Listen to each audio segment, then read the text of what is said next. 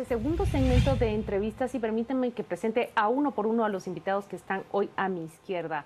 Omar Morales es el abogado, Oscar Morales, perdón, es el representante legal de los afectados. Los creantes adhesivos y de Acción Ciudadana. Acción Ciudadana. Estamos hablando del caso del Seguro Social que firma un convenio de atención a pacientes que necesitan un tratamiento de hemodiálisis con la empresa PISA. A su lado se encuentra David Pineda, el abogado que representa a esta empresa que resulta en el ojo del huracán, acusada de urdir con funcionarios del Seguro Social un acuerdo y el convenio de pago de comisiones para que el contrato fuera cambiado. Y aquí a mi lado se encuentra Estuardo Ralón, abogado constitucionalista. Vamos a discutir sobre las diferentes responsabilidades que juegan cada uno de los acusados en este caso, pero antes nos van a actualizar de qué es lo que ha sucedido en el juzgado donde hoy tenían cita todos los acusados, pero varios de ellos no asistieron porque entiendo, según los reportes de prensa, que el sistema penitenciario no los trasladó. La audiencia ha sido cancelada y será hasta el 2 de febrero que se celebre esta reunión que define si el caso va a juicio o no. ¿Por qué se suspendió? Bueno, en principio fuimos convocados a las 8 de la mañana y se retardó la audiencia 2 horas porque el sistema penitenciario no trasladó a los sindicados, habían como 6 que faltaban. La juez decidió prolongar un poco el espacio de tiempo y convocó a las partes más o menos a la 1 de la tarde. Pero ya en la tarde uno de los sindicados sustituyó a su abogado. El abogado no estaba enterado del proceso en general y le pidió un plazo que la ley le otorga para enterarse del tema. Y en esa discusión se nos fueron otras 2 horas. Al final del día la juez le otorgó el plazo porque es un derecho constitucional y pues prolongó la audiencia, la suspendió y la reprogramó para el día 2 de febrero del 2016. ¿Y cómo interpretan los creyentes adhesivos esta situación? ¿Fue una técnica para dilatar el comienzo de esta audiencia? No, yo honestamente convalidé la solicitud que hizo, porque en principio es un derecho constitucional que le asiste al sindicato. Y en segundo lugar, para depurar el proceso, es evidente que eso había que resolverlo previo para que después no vayan a haber consecuencias ulteriores que nos hagan detener el proceso más ¿Quién tiempo. cambió de abogado? Fue el señor, no me recuerdo el nombre del sindicato. Cortés Bocaletti. Sí.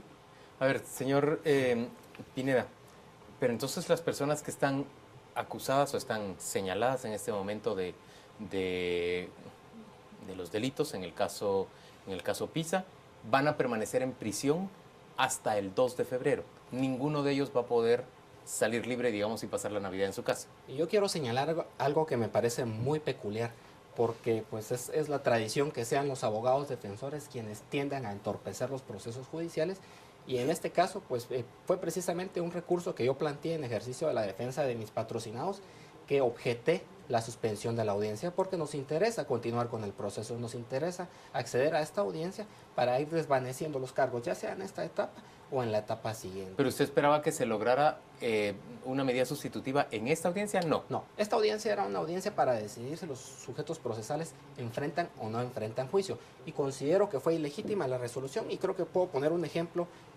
para aclarar bastante el tema. En el caso de Ríos Montt, cuando él se queda sin abogado, nombran a otro que conoce para ir el al proceso. debate, que es la cúspide del proceso penal, el debate, una fase tan importante, él se queda sin abogado, la jueza le dice a otro abogado de defensa, le da un plazo, es cierto, no más de 5 días, para que ese abogado se informe de las actuaciones, pero ese plazo es prudencial. Una resolución que fue por demás criticada, por cierto. Por demás fue criticada, y en este caso, los abogados defensores de los procesados están pidiendo que se continúe con la audiencia, que se le dé un plazo prudencial para conocer una etapa que, si bien es cierto es importante, no reviste la magnitud de un debate, y la jueza la señala para febrero. Nos parece totalmente inaceptable, sobre todo considerando que hay personas privadas de libertad, y la Convención Americana sobre Derechos Humanos es más que clara: una persona debe ser juzgada en un plazo razonable o ser puesta en libertad sin perjuicio de que el proceso continúe. Preguntémosle eso primero a Estuardo Ralón. En términos generales, ¿sí se violan derechos de las personas privadas de libertad cuando se retrasa o se hace más prolongado un proceso que podría determinar si permanece o no en prisión? Yo creo que lo importante acá es establecer las diferentes etapas. Al inicio, cuando se da el proceso, obviamente hay una sospecha sobre varias personas y todavía no hay como una investigación que se ha completado sobre cada una de ellas. La audiencia que había hoy pone fin a la etapa de investigación o la que se debería realizar, y en la fase intermedia se empiezan a precisar los señalamientos o los no señalamientos ante algunos involucrados, y entonces la misma autoridad judicial puede revisar si algunos amerita darle medida sustitutiva o algunos no. Recordemos que el principio general es la libertad y la regla es la prisión. El tema de que se vaya a obstaculizar la justicia o el peligro de fugas fueron los aspectos, digamos, que en este proceso se señalaron para tener en prisión, pero habiendo ya finalizado la investigación, es posible que las circunstancias hayan cambiado dependiendo de los elementos de investigación, y precisamente la fase intermedia es para hacer esas diferenciaciones y precisiones. Incluso la ley permite que se pueda cambiar o modificar la acusación del delito inicial, porque es posible que las investigaciones hayan arrojado apunten hacia otro tipo penal. Aquí lo voy a traducir yo en un español mucho más sencillo que eso. El alegato prácticamente de la defensa es que no todos los acusados deben de ser juzgados con la misma vara. La responsabilidad que, por ejemplo, jugaron las enfermeras con otros miembros de la Junta Directiva no es comparable a quienes son acusados de urdir y acordar ese negocio. ¿Comparte este criterio el creyente adhesivo? Bueno, nosotros creemos que dentro de los delitos que se cometieron, hubieron varias personas que participaron en esa cadena y a cada uno se le atribuyó diferente delito. Bueno, yo creo que la juez, a mi juicio, emitió una resolución muy apegada a derecho el día de hoy, porque no se basó en un principio de igualdad o desigualdad. Sencillamente ella tenía una complicación. Ella programó la audiencia para el día 2 porque ella tenía una complicación de agenda. No es el único caso que lleva. Además, en este caso hay 23 sindicados, habemos 25 abogados, y ya se imaginarán ustedes, desarrollar una audiencia de naturaleza es complicada. Así que yo no creo... Y cada abogado quiere hablar. Cada abogado habla, de hecho, y defiende sus posturas. Yo creo que lo que decía el abogado que me antecede es cierto. Digamos, aquí se acreditaron todas las garantías constitucionales. Precisamente nosotros, como creyentes adhesivos, estamos solicitándole a la juez que sí le dé el plazo que requiere el abogado, porque no dárselo sería violar su derecho humano. Y entonces eso pone en riesgo todo el debido proceso. Y para que llegue el debido proceso a su fin correcto, hay que acreditar esos derechos. Así que yo creo que la juez hizo una buena resolución. Creo que la desesperación de las partes, en este caso los sindicados, se debe a que están teniendo una prisión preventiva, y creo yo que ellos pues van a... Pero déjeme preguntar a mí, Estuardo, no. ¿es sensato que guarden prisión preventiva tantas personas y con responsabilidades tan aparentemente distintas en un proceso? Y voy a ponerle nombre y apellido. El presidente del Banco de Guatemala debería seguir en prisión. Los representantes del sector de los trabajadores o del sector de los empleadores. Las dos enfermeras cuyas voces apenas se han escuchado, pero que han manifestado a través de diferentes canales que su responsabilidad se limita a un fragmento de afirmar un papel, han dicho ellas a través de terceros. Afirmar un papel que prácticamente les hace cargar con la responsabilidad y con una suerte de igual tamaño a quienes resultan acusados de traficar la influencia y de generar o negociar una comisión. Yo creo que el momento procesal ya permite, con base a las pruebas, hacer una diferenciación técnica del grado de participación, de responsabilidades, de peligro de fuga u obstaculización de justicia. Es decir, yo creería que pudiera, sin poner en riesgo el proceso completo, eventualmente analizarse para algunas medidas sustitutivas por el momento en el cual ya la investigación pues ha finalizado y tienen que presentarse las conclusiones. Cada uno de los, digamos, procesalmente cabe la posibilidad de que ahorita puede pedir una audiencia para revisión. De hecho, ya la solicitaron, pero fue rechazada, ¿no? Fue rechazada y se puede reiterar. De hecho, puede ser que les den una medida sustitutiva en el proceso, pero quizás establecer que ya es un momento en donde se pueden hacer diferenciaciones de responsabilidad, que no es medir con diferente vara, sino medir con la vara justa o adecuada o la misma vara de la ley a cualquiera que hubiera estado en esa posición. Es decir, no importa quién hubiera sido esa enfermera o el presidente del Banco de Guatemala, jurídicamente, desde el punto de vista de derecho administrativo y de lo que se ventiló en esa contratación, establecer, no importando la persona, si amerita estar en prisión o no. David, ¿usted comparte ese criterio, que es el momento en es el momento de diferenciar las cargas. En otras palabras, es el momento de diferenciar las culpas que cada quien pudo jugar en este caso. En cuanto a una revisión de la medida de coerción para buscar la libertad, las personas, ahí sí difiero del licenciado Ralón, porque la medida sustitutiva o el auto de prisión se dicta en razón de si existe o no peligro de fuga o un peligro para obstaculizar la averiguación de la verdad, independientemente de la gravedad del delito o de la posible responsabilidad. Yo creo que el grado Pero de esos riesgos responsabilidad, están superados ya, ¿no? yo creo que están totalmente superados. Es lógico, el sistema ya no aguanta, el sistema penitenciario ya no puede con más procesados. Y para darles un ejemplo, creo que podemos hablar del caso Bancafé, del caso Sicavisa y del caso Valdés Páez. 3 procesos que después de 3 años de haber iniciado, al día de hoy no han llegado a la etapa intermedia, que es a la que hoy pretendíamos llegar nosotros. Por lo tanto, el juez tiene, como bien dijo el doctor Ralón, la obligación de privilegiar la libertad y que la excepción debe de ser la prisión. Lastimosamente se está haciendo al revés porque los jueces pues tienen miedo de resolver conforme a derecho y pues estamos ante este problema penitenciario. Oscar, ¿sería un escándalo que se permitiera la prisión domiciliar para algunos de los imputados? Bueno, yo creo que no. Lo que sucede es que el proceso históricamente, si usted lo revisa, ha tenido más de 10 o 15 revisiones. La revisión es una audiencia en la que el juez decide, porque el abogado se lo solicita, si hay nuevos medios de prueba o convicción que le permitan decir, mire, no es necesario tenerlo detenido. Pero más de 15 veces se ha hecho ya. Se ha hecho ya. Sí. Y hoy mismo solicitaron otra. Y los abogados que han hecho el trabajo ese no han convencido a la juzgadora. Entonces la juzgadora les ha dicho no a la revisión. Ahora, independientemente de eso, yo considero que si hay algún par de víctimas que puedan solicitarlo y acreditan perfectamente bien en la audiencia eso, es factible que se Eso era lo otorgue. que preguntaba justamente en mi pregunta anterior. Ustedes como creyentes comparten este criterio que está comentando el doctor Ralón cuando dicen los grados de posible responsabilidad, incluso los grados que se deben de medir de peligro, de fuga, de obstaculización de la investigación. Por supuesto. En principio, como abogados, todos sabemos que la libertad es, en principio, importante cubrirla para cualquier sindicado. Y cuando uno tiene menor responsabilidad, pues que le acrediten una medida sustitutiva es procedente. Eso, en principio, por derecho. Nosotros no nos oponemos. Es más, creo que la obstaculización que ha venido reteniendo el proceso y que se ha tardado es por el trabajo de la defensa, que ha interpuesto muchos tipos de apelaciones, revisiones, amparos, inconstitucionalidades, y eso retrasa el proceso. ¿De acuerdo con eso, David? No, totalmente en desacuerdo. Yo creo que está confundiendo el licenciado de este proceso porque en relación a mis 2 patrocinados no hemos ido a ninguna sola revisión. ¿Quiénes son los 2 suyos? Es Ramiro Lorenzana y Edgar de la Peña. De PISA, los Y representantes. no hemos pedido ninguna revisión de la medida de coerción, ni una, 0.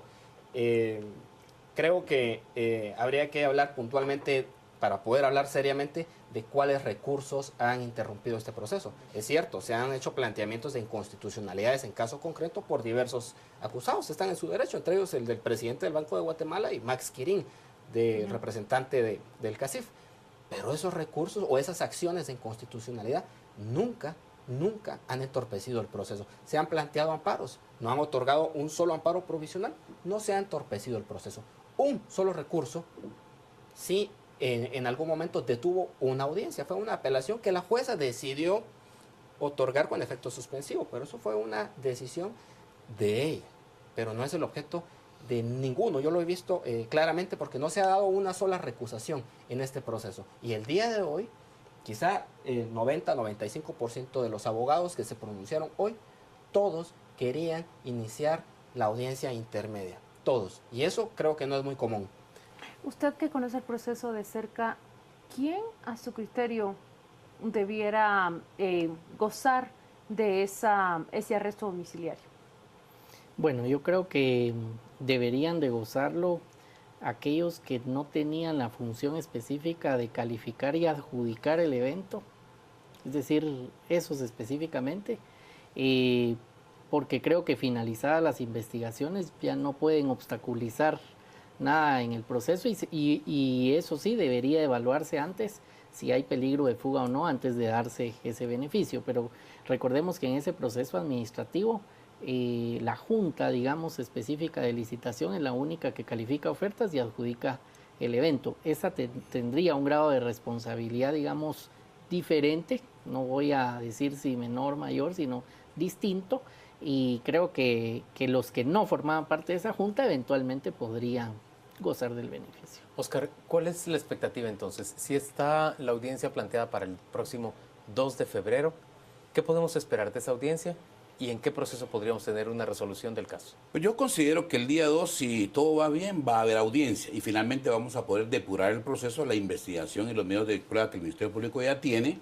y nosotros vamos a solicitar nuestra querellanza definitiva, vamos a plantear nuestra acción civil también, las partes van a hacer sus alegatos y ahí van a poder obtener en algunos casos una falta de mérito, o en otros casos un archivo provisional, o en otros casos se los van a mandar a juicio. Yo creo que esa audiencia es muy importante y por eso creo que es fundamental. Hoy mismo ocurría una situación muy especial en la audiencia.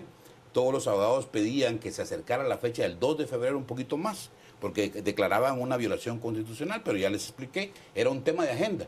Sin embargo, al explicarle a la juez que se van a conexar los 3 casos, X Pisa, X Chiquimula y el caso nuevo que se va a incorporar, entonces decían todos, mejor, aceptemos mejor, dejemos que corra para el 2 de febrero. Entonces, si eso se llega a dar, yo creo que esa va a ser la etapa en la que vamos a poder ya definir cuáles son los delitos de cada persona, quiénes van a juicio, quiénes podrían eventualmente obtener su libertad y salir. Y yo creo que eso es ¿Tiene sentido, David, que se conexen los casos? Yo creo que es algo muy lógico y que responde a cuestiones prácticas. Hoy se pudo dar cuenta, licenciado, no cabemos en la sala. Y no se le puede garantizar al ciudadano el acceso a una buena defensa si su abogado no tiene ni dónde sentarse, ¿verdad? Incluso las demás partes, pues no se está pues cómodo, y quizá creo que eso es algo que todos lo vivimos, está uno sudando, no hay espacio ahí. Yo creo que son procesos demasiado numerosos y el Estado debería de empezar a pensar un poquito en esos temas, porque por ejemplo en Italia, cuando se empieza a juzgar a los grupos mafiosos, se crean instalaciones adecuadas y las actuales ya no son suficientes. Aquí vamos a necesitar un hangar dentro de poco para conducir ciertos procesos, o un estadio. Yo tengo curiosidad de una pregunta más allá de crear un hangar para juzgar estos casos. Cuando Oscar menciona acciones civiles, obviamente se trata de resarcir un daño y puedo intuir que ese resarcimiento implica una reparación económica. Bueno, ¿Ustedes han tasado, han calculado por cuánto demandarán a PISA por los daños cometidos? Sí, nosotros hemos establecido la suma de $500,000 de quetzales por cada víctima. Estas personas son sumamente pobres. Son 29, ¿verdad? Son, bueno, dañadas fueron más de 400. Ya. Fallecidas van más de 50. Es decir, esto es grave. Lo que pasa es que el resarcimiento el día de hoy nosotros solo lo vamos a estimar, porque no sabemos finalmente hasta dónde va a llegar el proceso, si esto puede ser que se resuelva en febrero o se resuelva en 2 años más. Sin embargo, las víctimas tienen que seguir sufriendo las consecuencias, en algunos casos irreparables, como la salud o la muerte en este caso. Quiero contar lo que el licenciado David decía también, ese sufrimiento en las audiencias es para personas que tienen aparatos instalados, que no pueden orinar, perdónenme el término, que no pueden tomar agua, que no tienen dónde sentarse, gente de mayor edad. Entonces es una crisis humana, realmente esto es gravísimo. Yo creo que es un caso paradigmático y yo creo que esto, nosotros somos los más interesados que el día 2 de febrero eso pase a una fecha definitiva para llevar a juicio, y evidentemente nosotros tenemos la obligación legal de ese día de la audiencia decirle a la juez que estimamos que $500,000 de quetzales podría ser una suma considerable por víctima. Señores, gracias a los 3 por acompañarnos a las 8:45. Vamos con nuestro compañero Juan Carlos Sandoval. Él nos cuenta que se está comentando en redes respecto a este tema. Gracias, Juan Luis. Estamos en las redes con el tema de la entrevista. La juez tiene miedo a la CICIG, deberían de excusarse y dejar que un juez con ánimo respeto el debido proceso continúe. Necesitamos superar el déficit fiscal, pero esta ley es un regalo de Navidad para las licoreras, mineras y maquilas. Parte de los mensajes. ¿Qué tenemos al respecto de esta entrevista? Vamos a ir a la pausa. Al regresar estaremos ya en el debate. Mario Rosales y Ana Lucía Mazariegos, nuevos diputados. Hoy fueron entregadas las credenciales por parte del Tribunal Supremo Electoral. Hay algunos nombres que a usted le parecerán muy curiosos de entender quiénes han sido esos nuevos diputados que han recibido credenciales para poder entrar a la 8ª legislatura ya el próximo 14 de enero. Nuevos diputados, nuestro hashtag de la noche.